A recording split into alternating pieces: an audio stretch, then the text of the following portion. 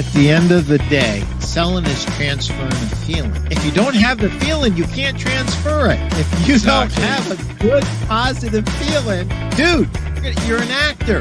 You have to sell and run your business from a place of positivity. And however you get there, God bless you.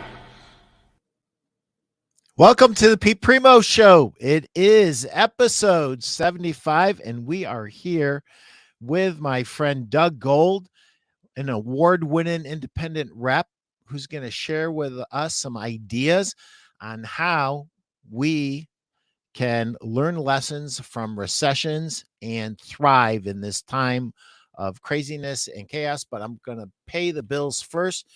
If you haven't bought my book, Sell a Million, what are you waiting for?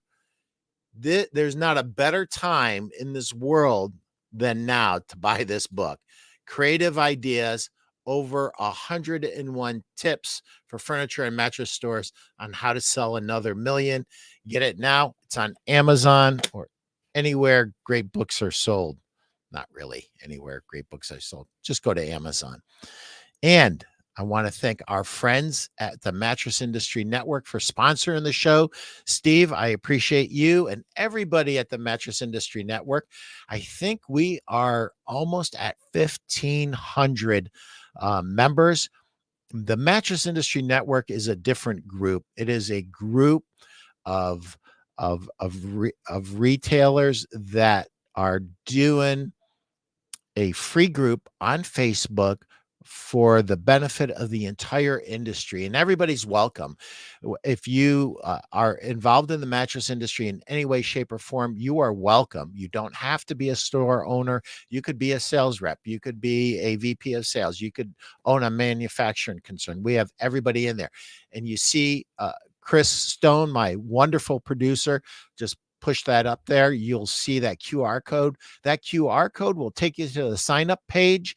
And if you want to learn how to build, market, and succeed in the mattress industry today, join the Mattress Industry Network. It's 100% free, and tell them Pete sent you.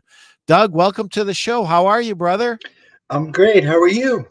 I'm good, man. So, we were talking last week, and I said, I just got to get Doug on the show. For those of you who don't know Doug has been in the industry for a long time. What, since 1991? Yes, that's correct. Since the beginning. Since 1991, me and Doug have worked together at many different companies, and he's an award-winning rep. As a matter of fact, Doug was just Salesman of the Year for Rise by Mantua, if you're in Ohio, right? Mantua?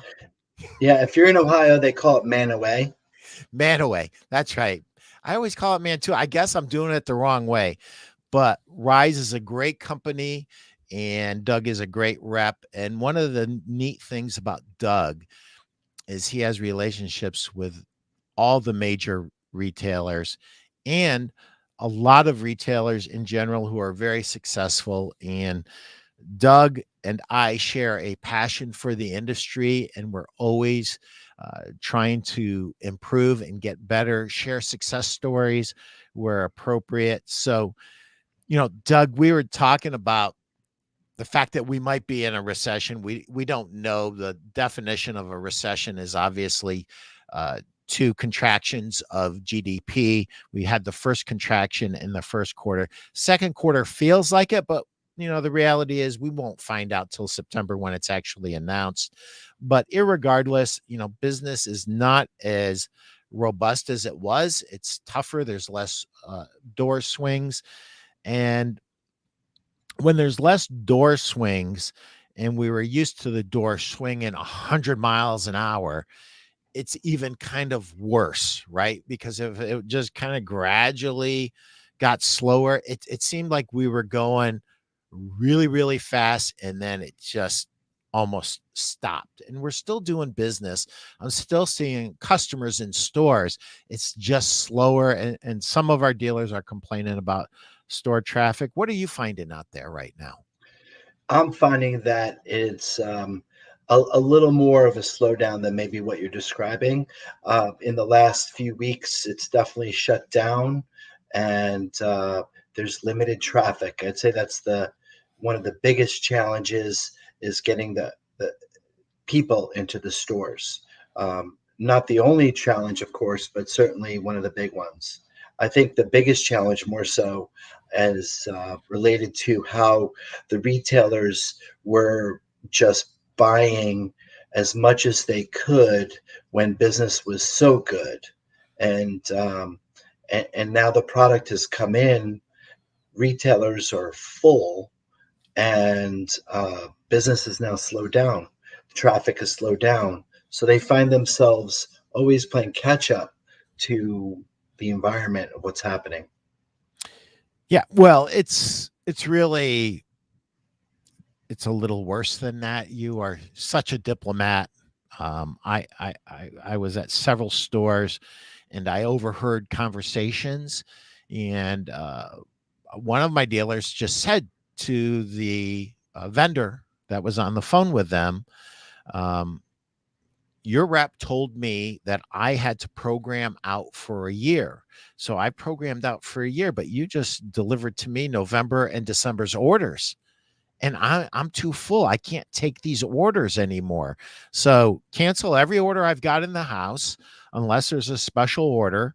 And I don't want my programmed orders anymore. And, I did what you asked me to do, but now you are sending me things that aren't due yet. And my warehouse is full. And I had one retailer tell the manufacturer, listen, I'm not trying to be difficult. I literally don't have room.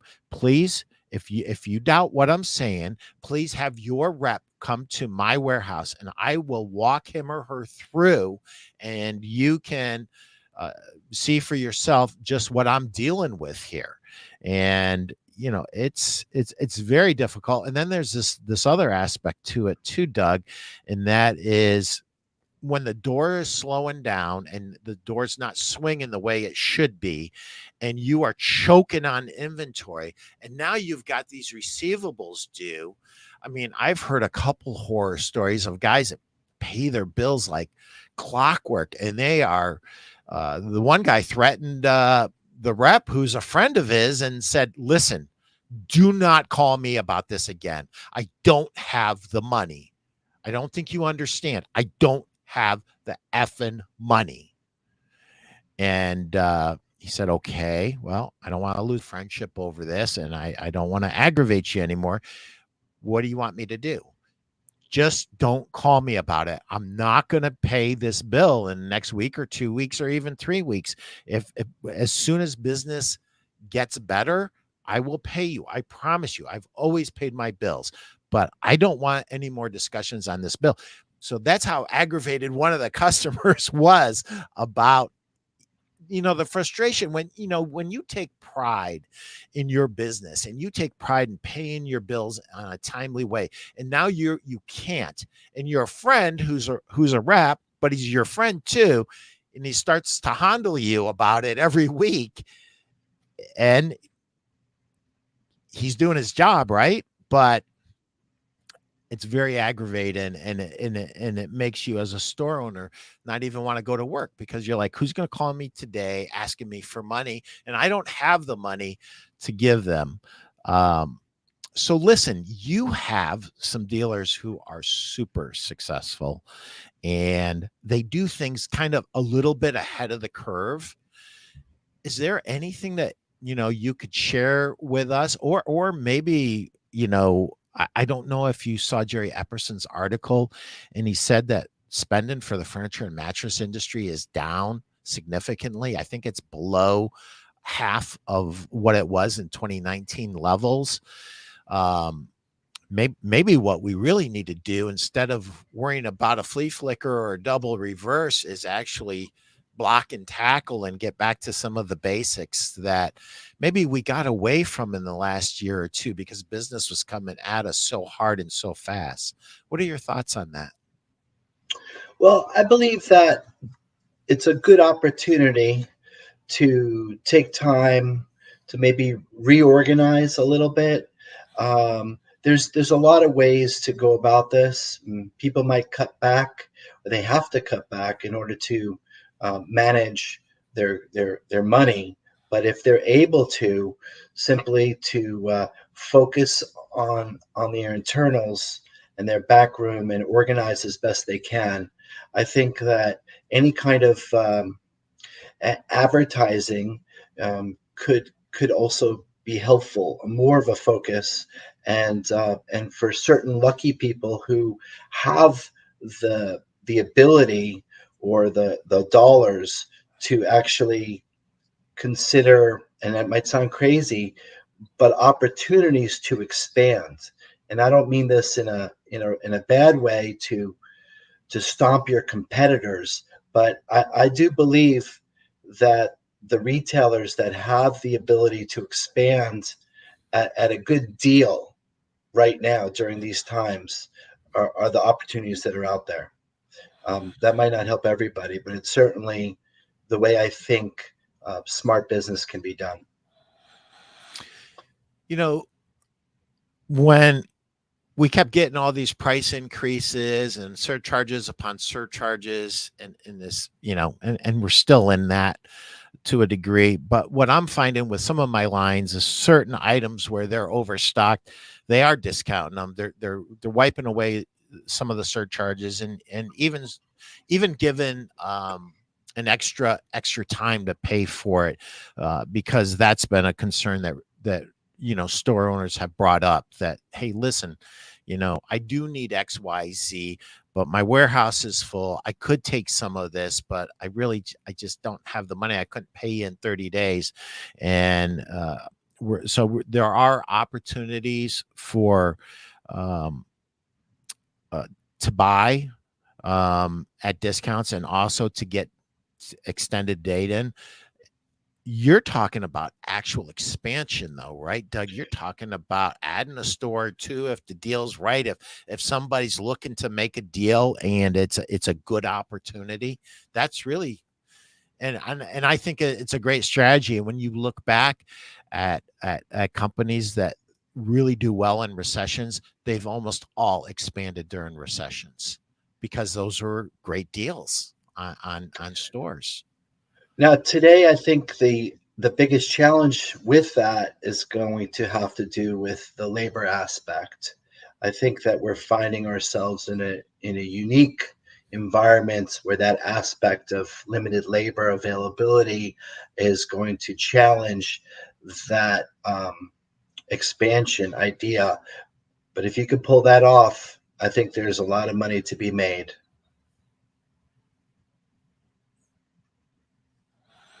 I'm making notes. This is just solid gold.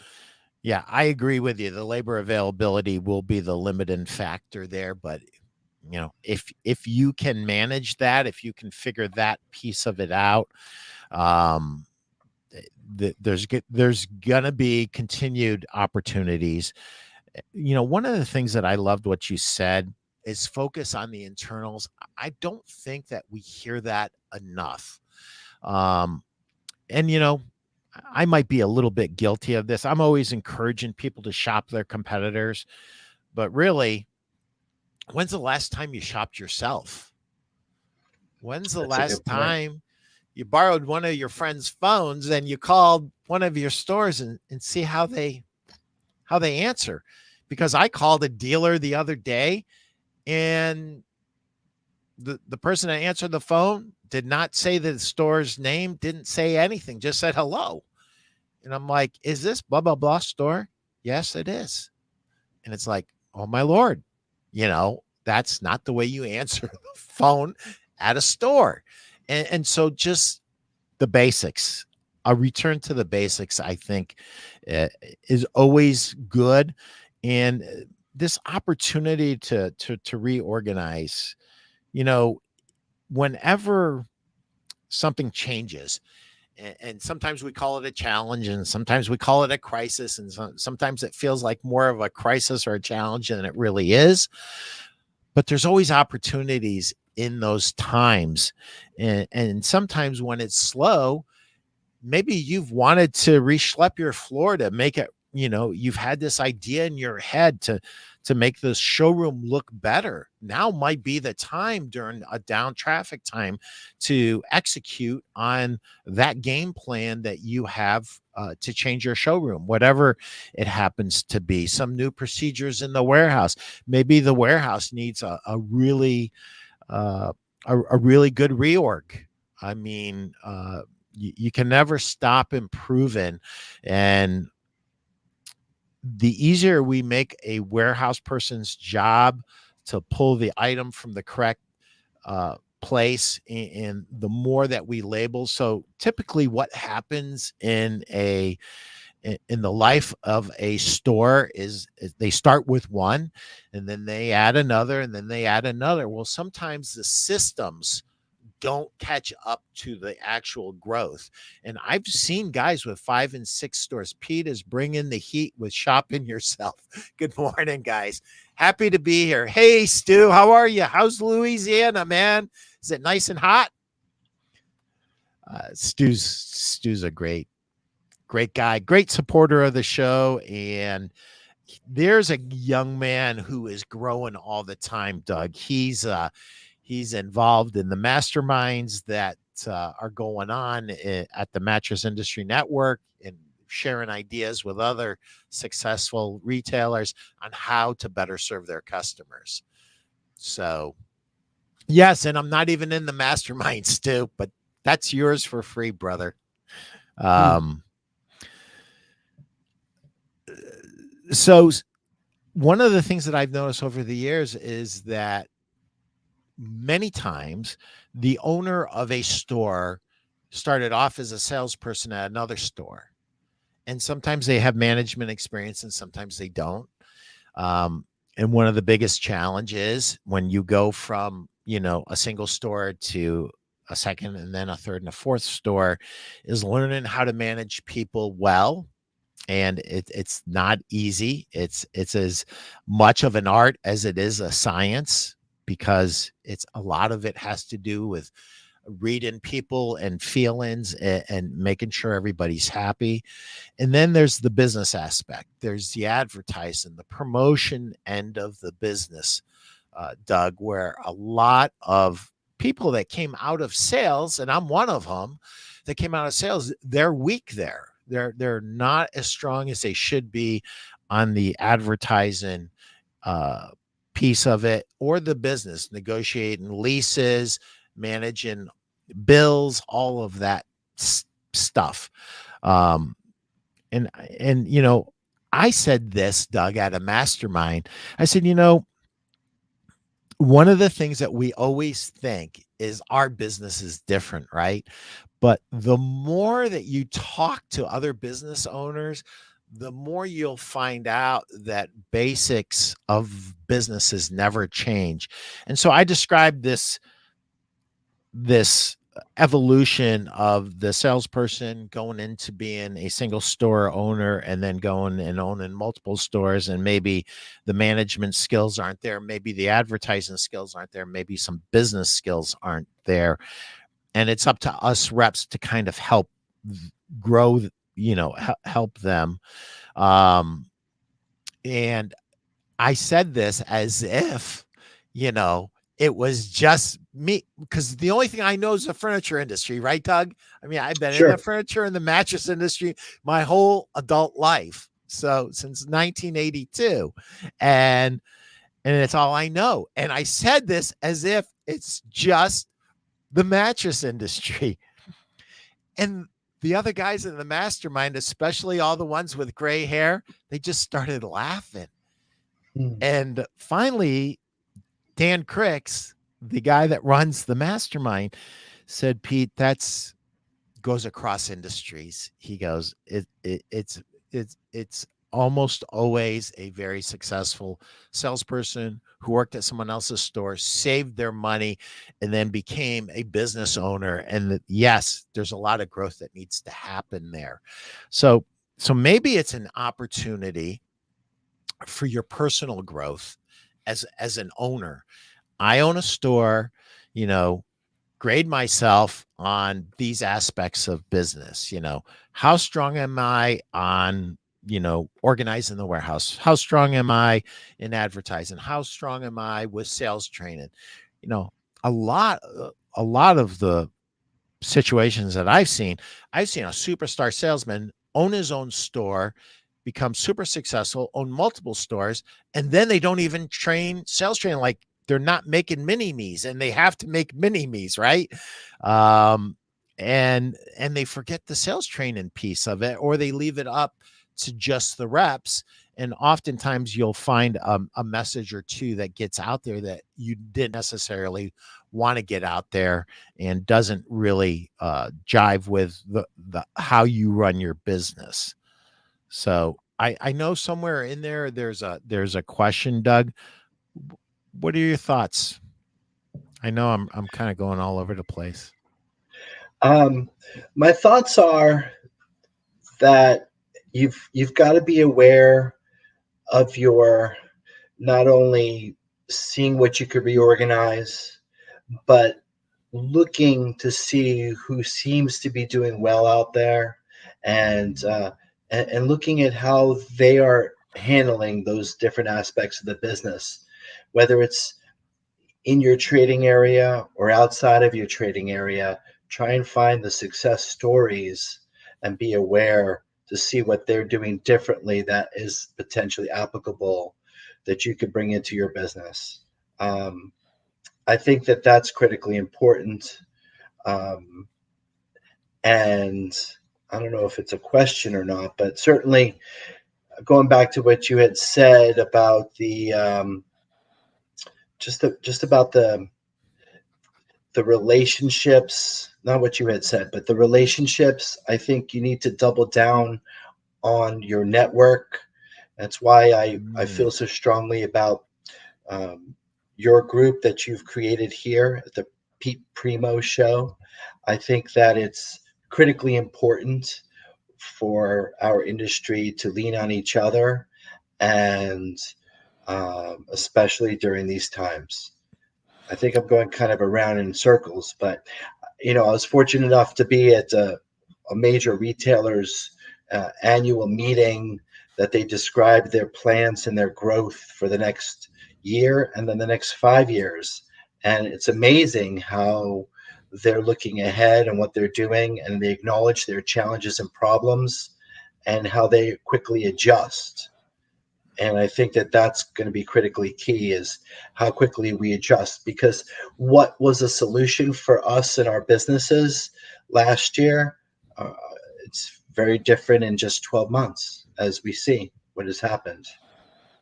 So I don't know if I threw out so much all at once in different directions, but No, this is good. We're going to start to dive a little bit deeper into them, because this double down on your network is huge to me. To me, that is solid gold. Doug Gold's gold. Double down on your network, and it, immediately um, makes me think about, who do I have a good relationship with, who I haven't spoken in the last year, who I respect, and pick up the phone. Pick up the phone and listen. You, as a store owner, you have to have a network, and it can't just be uh, a very narrow network. As a matter of fact, if you're not networking with your competitors, you're missing an opportunity. And I'll never forget this as long as I live. I'll I'm gonna I'm not gonna use the names of the retailers, but the two retailers are giants in Ohio. And to me, it was like Fraser and Ali meeting in the middle of my showroom. And I thought, oh my gosh, they're going to duke it out. They greet each other, and the one guy offers the other guy, there's a manufacturer over here that you should look at, and blah blah blah, and by the way, you should be looking at this.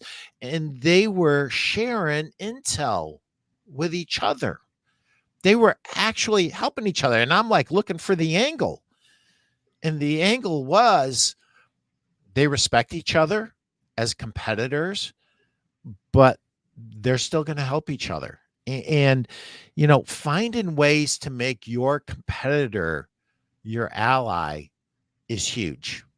If you can do that, and each of you could make an extra 4 or 5 sales in a month, one a week, that's extra money that neither of you would made, and it doesn't even have to be in the same industry.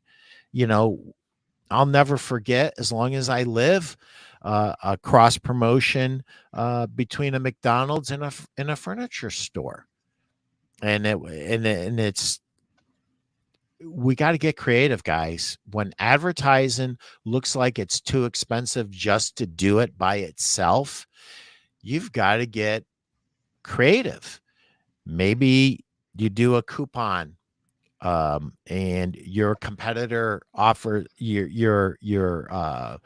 uh, I'm making it up. Could be a gym, could be a fast food place, could be anything. Cross promote between the two stores can really yield some great advertising results for very little cost. Basically, the cost of a few copies of paper and whatever the discounts are, and away you go. But doubling down on the network, to me, I have a saying: antennas up. And so when you go out to eat, if you're not looking at the sales process that the waiter and the waitress is engaging in, your antenna's not up. Your antenna's not up. You Certainly. You got to appreciate it. You have to appreciate good salesmanship. But I believe, to add on to what you're saying, that with Sure. technology today, it allows us, to reach more people for less money than ever before. So if you're looking for a way to really get out there and reach for whatever aspect you're trying to improve or fix, or whether it's just more sales, you've got to embrace technology and maximize what you can do at a minimal cost. And it's available today. One of the lessons that your major retailer kind of showed you is, they're not just doing Pollyanna, everything's going to be great. The economy's going to be this and everything. They acknowledged the challenges and they had solutions to the challenges that they saw. And to me, that's anytime that we're planning anything. And if we plan everything to be, it has to go perfectly right for us to succeed. That's not a good plan. You have to have a plan A, B, and C. If this happens, what do we do? If this other thing happens, what do we do? I love this. I want to unpack this a little bit, Doug. You said find success stories. And there are success stories in our industry, but there's also success stories in other industries. And we should never be so proud and so limited in our thinking as to only consider what happens in furniture and mattress stores. Broaden out your vision. If you see something in another industry and that is a cool idea that you're not doing in your business, and it could be helpful, and your customers would be better served with that new idea that somebody at an ice cream shop's doing, do it. Do it. I mean, that is the beauty of a free market system. You could see other store owners being creative, creating value for their customers, and you can adapt it and make it yours. Maybe it needs to change a little bit. Maybe the way that they're offering it isn't quite right for your business. But always ask this question. And the question is, all right, I don't think that would work the way it is, but how could I make that idea work in my business? That's the question that we always have to ask ourselves. one of the things that was really cool in our quick conversation that we had last week is you were talking about the different types of retailers and just broad categories, um and you know kind of a little bit of a mindset, um thought process for our retailers. Do you want to share that with us? As a mindset, um, I'd say that you, again, where I talked about doubling down, I think that um, you want to look at your products that perform well for you consistently, and you really want to focus on them. You really want to tout the value that comes from those. Um, I think that you don't necessarily want to race to the bottom with price points, and I don't think that that's always the solution. Um, if you race to the bottom with price points and you win, I think you lose. You know, You do. um, You do. so um, I think that if everyone realizes that the times we're in and the challenges that we're in, where the marketplace is more fragmented today, in that there's more places for the consumer to buy. It's not just brick and mortar, it's online, it's DTC or direct to consumer. I think there's all aspects that are just pulling at them, and they really need to have an overall perspective of what's going on in order to best attack it. Um, you know, I don't know how much it's been articulated out there, but from my perspective, what we just went through for 2021 with this extreme business, it wasn't that everything was just um, exploding on its own. We were taking our pie from 2021, and there's only so much pie that you get to enjoy between you and your competitors. And I think we were borrowing from the 2022 pie. And fast Mm. forward, now we're in 2022, and the pie is part of it's missing. And I think Mm. that's led itself to this quick decline in business that we're experiencing at this rapid pace. So ultimately, being aware of the overall picture with the business that's out there, your competition, whether it's just not brick and mortar anymore, but all these other avenues, and seeing how you embrace it and how you go to market with considering all those aspects is critical for you to have a handle on your business and really honor the products that are doing well for you, that are your core products. And if you have that perspective in mind, I think you'll have the best opportunity to embrace these changes in these times, to make the sound decisions, and to create an environment that employees will want to be at. And that's not easy. That's not easily done, but certainly I think that's the overall um, perspective that everyone needs to maintain to get through this time. That is solid gold. I'm going to dig into a couple of those things, but I need to quickly read my chapter. It's can everybody see that? Kodak Moments. It's one of my favorite chapters in the book. It's chapter 61 and page 93. And Doug, if you have any thoughts on this after I go through it, I'd love to hear your thoughts. The use of photographs in marketing is typically underutilized by store owners, and it's a mistake. Photos are a great way to convey customer success, and they are an excellent way to engage people and help build community. You don't have to go to the expense of hiring a professional photographer to use photos in your business. However, for certain types of photos, that might be necessary. And oftentimes, the more down and dirty approach of a simple cell phone photo is way more effective and realistic. Here are several types of photos you can use in your marketing efforts: pictures of happy customers, pictures showing the reward of using your stuff, pictures showing the effect of not using your stuff, before and after photos, enlarged photos detailing your product, pictures of you with happy customers, pictures of your employees with happy customers. And that's really important in today's world. Historical or legacy photos. They want to know that you've been here and you're going to be here.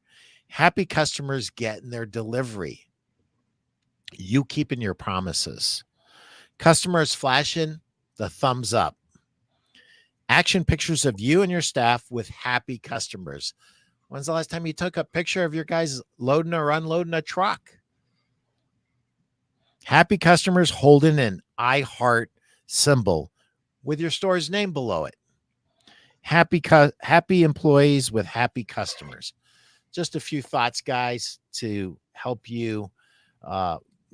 Today, the reason pictures are so important is people don't have time, and you can communicate in a picture much faster than you can with words.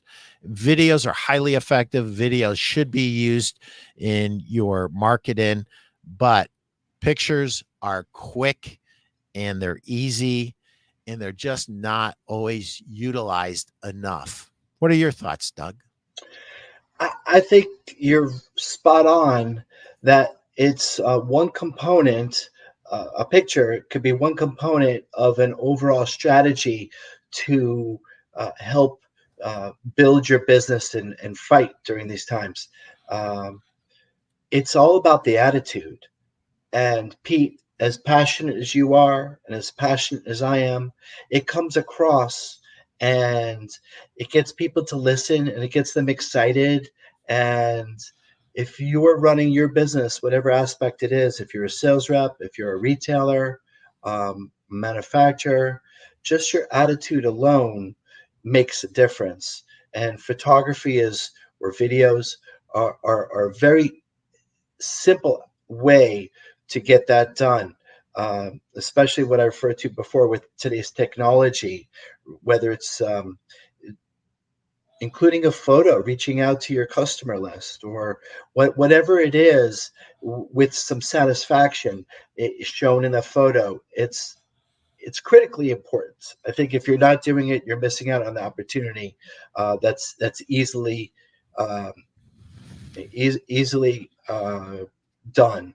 So, there's a famous story about the this group of people. They're at a conference, and a bunch of them go out to a restaurant one evening, and they had the most amazing meal, the most amazing experience. And they came back to the conference and they were talking about it, and other people at that conference were there listening, and they wanted that same good time. So they decided to go to that same restaurant the following night. And when they went to that restaurant, they had a terrible meal and they had a terrible experience. Well, what was the difference? It was the waiter. The waiter made the difference because the original waiter had a tremendous attitude. They made it fun. They had passion. And the food was the same.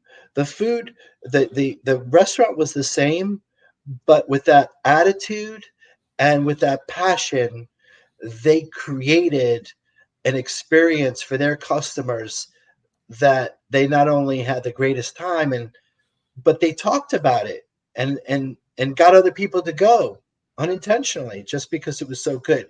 So your aspect of bringing uh, into the business photographs or videos is critically important. Yeah, that's a great story, and it's so true. The waiter or the waitress makes and their attitude specifically makes all the difference in the world. And One of the things that I've always encouraged my store owners to do, show your personality in your advertising. And sometimes we see quirky advertising. We go, that's not that good, but it's highly effective. And you see somebody out there that doesn't speak the King's English. But guess what? You're not selling to Englishmen. You're selling to people just like you. And showing your personality in your copy that you use in your advertising throughout your store. Um, one of the things that I think about, and it really, I actually listed it out, Doug. I said, who's winning and who's losing? And do you know the component that I thought was missing, Doug? And I really want your thoughts on this, was the involvement in the community. The guys that are doing better than other ones, I couldn't pin it to this ad or that ad or this thing or that thing, but the ones who have become very entrenched in their community, those are the ones that are doing more business right now. Um, they have done such a good job over the years. The community that has supported them, who they came to support, is now coming back and supporting them even more. And I think, you know, you should be involved in your community, and you should be involved in charities for what it does for your heart, not as a business decision. But at the end of the day, your business has a personality. Your business has a heart, and let your heart show.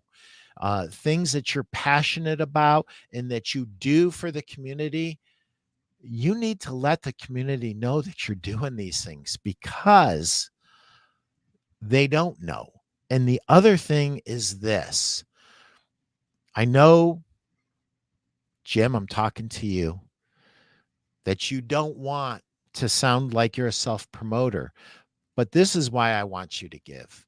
I want you to give yourself credit for giving to your community, so that other people in your community will see you giving, and they will give too. And that, to me, is the reason you need to promote your philanthropy, your charities, the things that you do to support your community. You need to market that, and you need to celebrate it, not just to help you get more business, but really to help other people give more. And the more of that we have in our communities, the better the economic health will be of our community, and the better our heart health will be in our community. And that's more important than what we're talking about when we're talking about business and sales and volume and profit. It's all important and good, but at the end of the day, oh, great guy. I know, Chris. I know. I love Doug too. So I got to read this because some people aren't on the video. Chris Tahaney says, great guest, Doug Gold is one of the very best. Questions for both of you without illuminating the current doom and gloom, but turning from it won't make it go away. Exactly.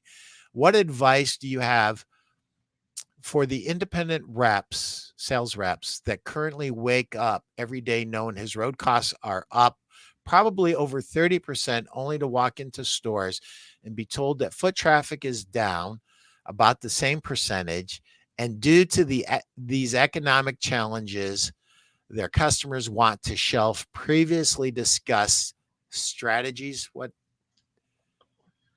is there more there? Chris, can you pull the rest of it up? I think we get the point, though. I think Go ahead, Doug. Start stabbing at it. I'm going to jump on it too, unless you steal everything I was going to say, I which you're we welcome to we do. thank you. By the way, hello, Chris. Great to hear from you. Chris is a fantastic member of our industry who is more dedicated than anyone that I know. So, bottom line is, I think what we touched on before is to uh, integrate technology into what you're doing and look at your house and figure out inside your processes, how you can change them or adjust them for today's times. And I think one of your previous shows, Pete, you might have had a guest talk about the importance of texting, how that's the number one open form of communication now. I think by Yep. incorporating the texting and technology, uh, I'm not saying replacing the road work, but I'm saying maybe you augment it, or you change percentages of the amount of your work focus from, let's say, if it was 90% road work and 10% office, and maybe you adjust those percentages accordingly based on these new increased costs for the road work, and also the availability of what we'll call cheap technology. And you can still touch your customers, your RSAs, and you can implement um, different programs or thoughts or ideas in order to stay attached and connected. Nothing will ever replace visually being in a store and seeing everything that you won't get by not going in the store, but certainly by doing a percentage adjustment can be the solution for what you're asking.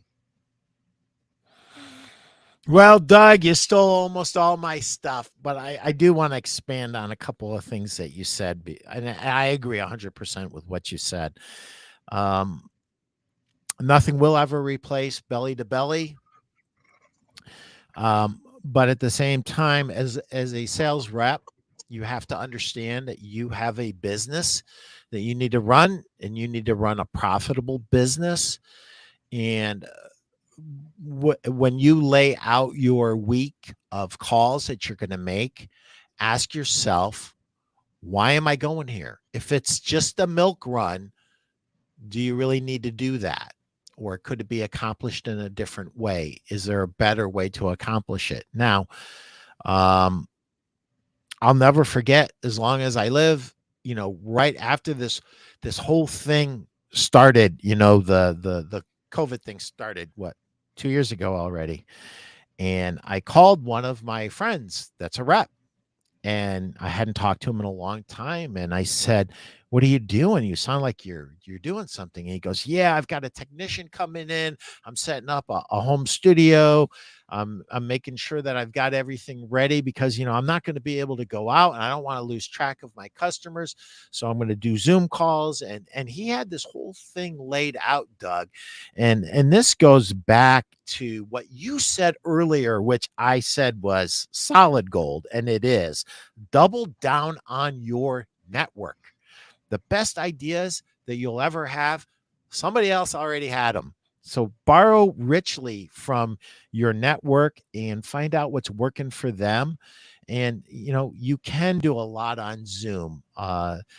Chris, and many really great sales managers that I know really use Zoom or Microsoft Teams very well, and it doesn't replace getting together. But at the same time, when costs are going through the roof, this is my fear, Chris. The immediate pushback that I have is, you know what? All reps right now, this is what I want you to write down. I want you to write down how many miles you travel in a week. All right, you got that? I want you to divide that by the mileage you get. That's how many gallons of gas you use. I want you to multiply it out by an extra dollar or two. That's your extra cost to travel for a week. Only you can answer the question, can you afford it? But I started laughing at myself when I did it, Doug. I said, Pete, you're a moron. You're a moron. I go, I'm not traveling if it goes over $4 a gallon. Now it's over $5 a gallon. And I started, that little voice started at me again. And I said, all right, let's do the math. And it's like, I use, like 30 gallons in a week. Can I afford it? Yes. I'm blessed. Yes, I can afford it. And yes, I need to see my dealers, and my dealers need to see me, not to be egotistical. I think that we have a very important role as reps. And I think that we need to share what you said, Doug, which is huge. Find success stories and share those success stories. You know, our dealers need to hear about other people's successes. They really do. They need to know that there's business out there, even though it's slower than what we would like. The other thing, Chris, and you're not going to like this, but as an independent rep for years and years, I had one line. One line. You can't have one line anymore. It just just not good, even if it's a huge line, because what happens when they get bought by private equity, what happens when the sales manager that you loved and had a great relationship retires, and you get somebody that just absolutely sucks and you can't stand them, and you want to, you know you need to get away.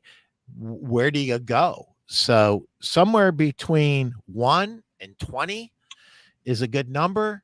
20 is too much, and your dealers will give you feedback if you ask them. Some of the best conversations I've ever had.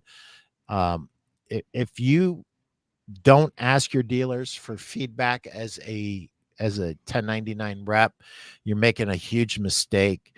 And when I was brand new, Doug, I always threw myself on the mercy of the court. And I used to explain to him, you said blah, blah, blah. I don't understand what you just said. Can you explain that to me? And, sometimes I look back and I just go, how could the good Lord bless one person so much? I have had some of the greatest mentors in the world.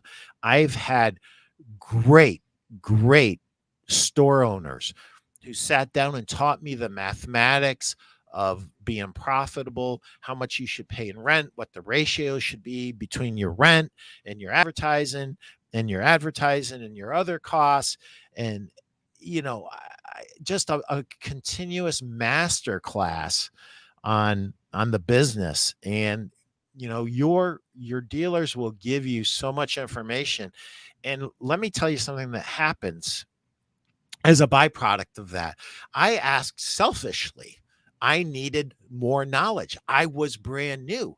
I was really a great sales pro on the retail floor, but I didn't know the business aspect of being a rep. I didn't know it. And I just selfishly wanted to learn. But do you know what happened? Like Tell me.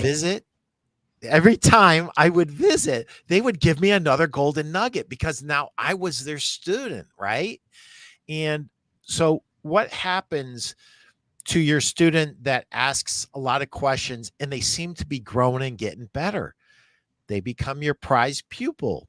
And what do you do for your prize pupil? You introduce them to other stores. And that's what happened to me and for me. And I have had the most blessed career anyone could ever have, because things happen to me that a lot of people, they just don't happen. So ask your whatever you do, everybody has to run their own business, but whatever you do, don't ever forget this, that your store owners have a lot of knowledge that they can give you, and your ability to absorb that knowledge and to share that knowledge with other store owners. And I'm not talking about things that we shouldn't share, I'm talking about things that we should share. um, that gives you more value to the next retailer. So the one thing that I would say, Chris, costs going up and down happens, but always be a good student. And so, like, if gas is going up and it costs me more to make a stop, make that stop count. Really, really have a good conversation. Don't just go into the store and go through your little checklist of things, checking on your product and asking a few quick questions. Really dive deep and ask good questions and really listen to your customer and what their concerns are and add value everywhere you go and make every call count. I'm Can I sorry. jump in there? Uh, Pete, Jump in. one of the things that I've always said is that I've been very blessed in this industry. And I believe in order to maintain my position in this industry is every day when I wake up, I make sure that in my day's plans that I'm adding value to both my vendor and my customer. If I do that every day, every single day, then I've done my job and I will still have a job and I'll be able to make a living. Some years much better and some years maybe less, but I'll always have a spot in this industry. And I think that holds true across all industries. So when you mention value, it makes me think of that. And then when you also mention uh, asking your retail network questions, it makes me it makes me think about my father. I'm second generation in this industry. I'm very fortunate to to have my father who has brought me into the industry and taught me from the very beginning and introduced me and started me out with these great relationships that I have. And it's all a direct result of my father. And and so even though he's not a retailer, it kind of relates to what you're saying as far as your relationships with your retailers and asking them and not to just be too long-winded, but when you talk about making your regular calls to retailers, that makes me think about how another story that my father shared with me is that one time he started working with a vendor and he he went about his day. He had a busy day from morning to night, and then he spoke to his sales manager at the end of the day, and the sales manager asked him how it went, and my father said, unbelievable, I was able to get to 10 different retailers today. And the sales manager just said, what, 10 different retailers? And then my father realized that he was just going in, checking everything out, doing what he was supposed to do, and then moving on to the next, and didn't dig in like you were saying and go for those nuggets and really embrace the retailer that you're with and ask them questions and see what's going on and learn from their scenarios and it all builds and it all creates for more and more success for everyone, not just yourself but the retailers that you touch on a daily basis. That's great advice. So be aware of who is doing well, find success stories, double down on your network. I love that. It's all about the attitude. That it's true whether you're a waitress, you're a sales rep, or you're a store owner. And one of the things that I want you to do as a store owner, because you're the king of your castle right there, right? And so sometimes we don't check ourselves. When you're the king of the castle, you got to check yourself every now and again. And you have to ask yourself, what's my attitude? What am I bringing into this store? Am I bringing positivity or am I bringing doom and gloom?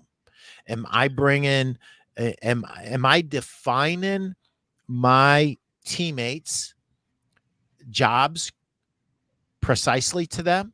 Am I giving them consistent feedback? Or when I see something that I don't like, I'm holding back and then I blow up, a month later when I should have just given them the feedback. Hey, this is the way we do it here at ABC store.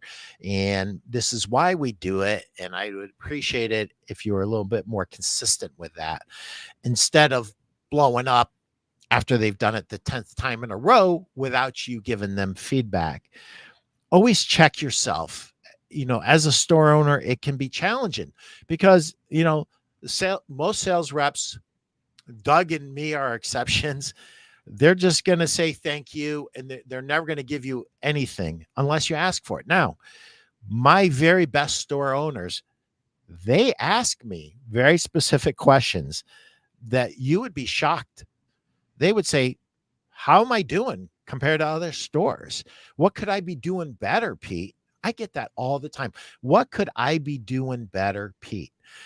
And to me, that shows me that there's a level of maturity and a level of self-awareness that many store owners don't have.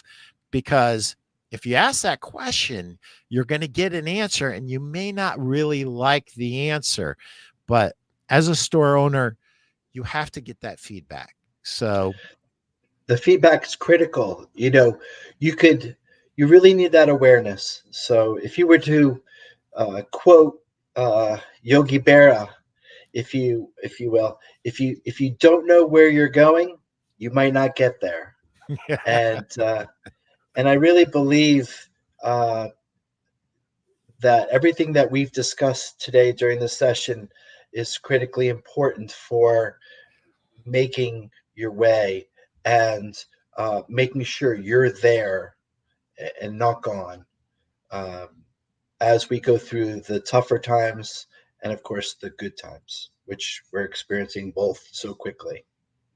Yep. Yep. Doug, we got to wrap it up.